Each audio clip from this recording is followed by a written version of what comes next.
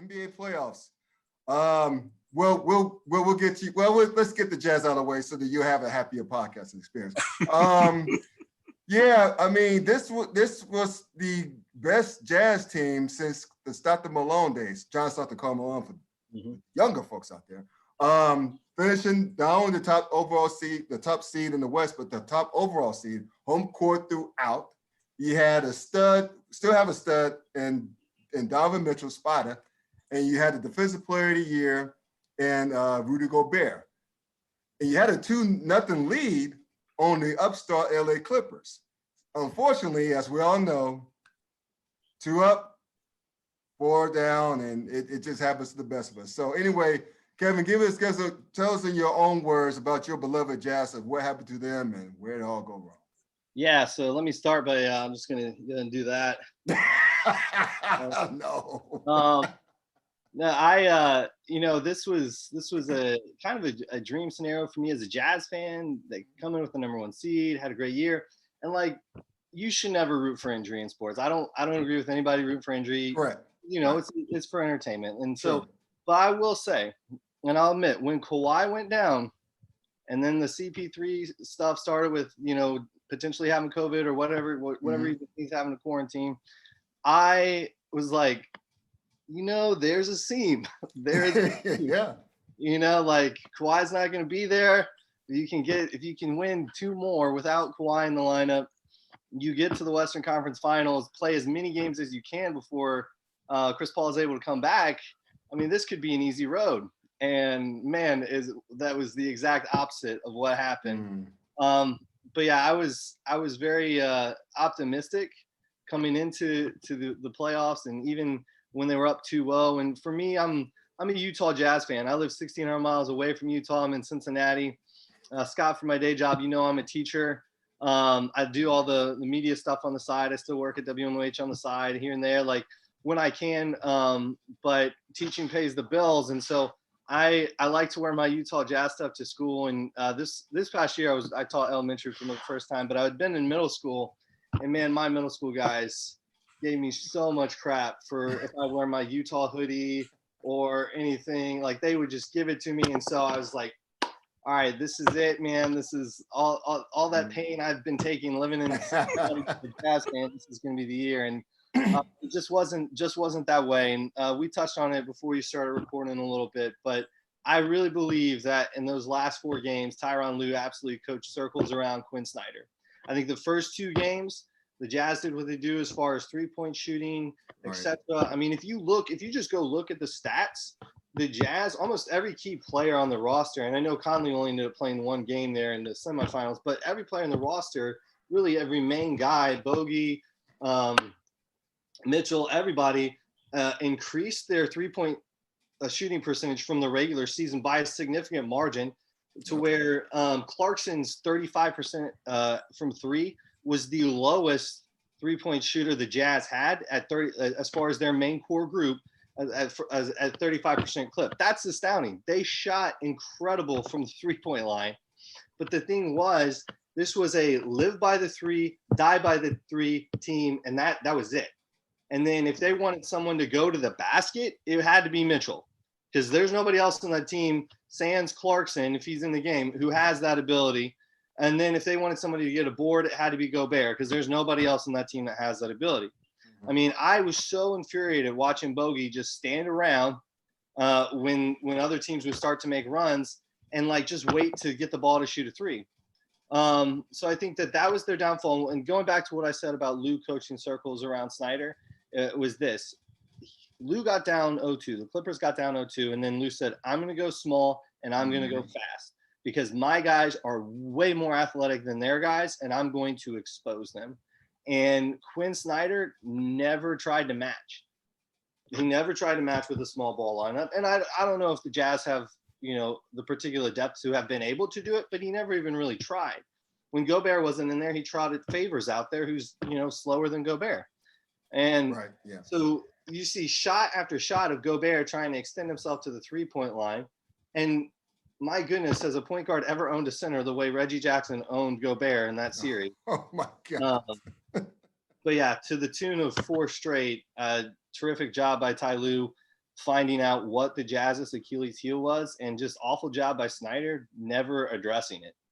You know what? It's interesting because before these players, I thought that Snyder did a good job in terms of handling his personnel, like having Clarkson to accept his role to the tune of becoming the sixth man of the year. You know, it's normally him and Joe Ingles, right? The first two guys off the bench. And so I thought that was a cool moment when Ingles actually surprised him with the sixth man of the year award while on camera, actually. So that was a pretty cool moment. But to see that transpire against Ty Lue and the crew, that's what astounded me as well, because I guess to your point, the Clippers are probably the deepest team left in the playoffs. Okay. So he looked at his roster, and he's like, well, shoot, all my guys could play.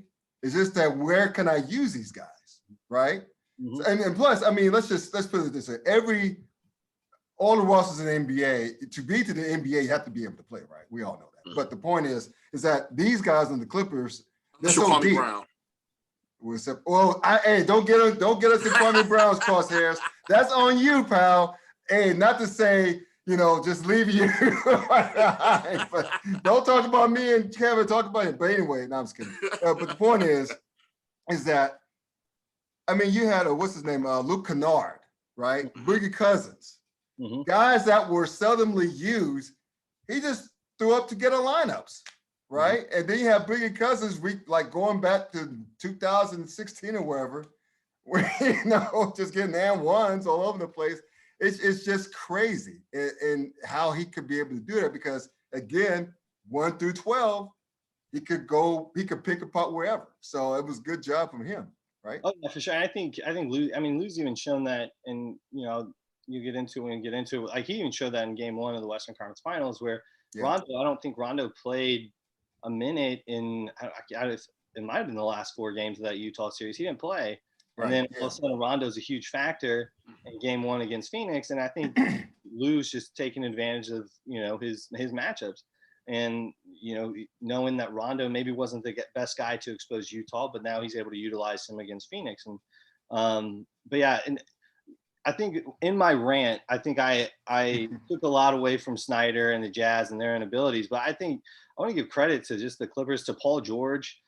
Paul George got hounded by that Salt Lake crowd those first 2 games, just every time he was at the line, and he struggled, and playoff P and all this. And then he put that team on his back. And he's playing the best basketball, I don't know, of his career, I feel like, right now, and what he's doing since Kawhi's gone down. And man stepping up the way he did, turning into like I know going off there in Game 6, just the way he did. So all credit to the Clippers. They've played unbelievable to earn those 4 games, and just phenomenal. Well, I got 2 more things about your Jazz, then we're going to let you off the hook peacefully. Holding back tears. Yeah. I won't force them out. I promise. I'll try not to. You up Game 6. I remember tuning into Game 6 here in the first half. I'm like, well, they could shoot. Mm-hmm. They're going to try and force the Game 7. Because y'all came on like game busters, man. They scored 72 points in the first half? Yeah, 72.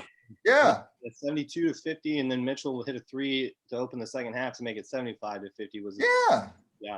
I'm thinking it's gonna be I think it's gonna be a curb stomping on the way back to Salt Lake City that close those Clippers out, and then you go on to Phoenix. Then all of a sudden, to your point, Terrence Mann happened. Yep. Different lineups happened.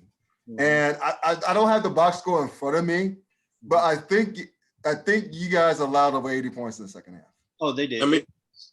I know I did the math because I was so mad, but it was I know it was 80 something to 47, I think, in the second half. 81-47. Yep. Yeah, I just happen to have it right here in my hand, open still. Yeah, because I was doing a review in terms of the box score myself, since I never really got an opportunity to take a look at it because I was so angry. Because I probably felt like you, Kevin, after Game 4 and hearing about the injury to Kawhi Leonard. Mm-hmm. Oh my God, they're going to lean on playoff P. This should be a wrap. This should be done in 2 games. Let's get on to whoever they're going to play In the conference finals, well, at the time, I think we hadn't heard that it was finished yet. But either way, let's go. We're going to the finals. This is done. And then next thing you know, like I said, well, like you said, they were up huge in game 6. I actually turned the game off. I said, but yeah, this is over. And we're about to, yeah. But no, my sister texted me and said, what is going on?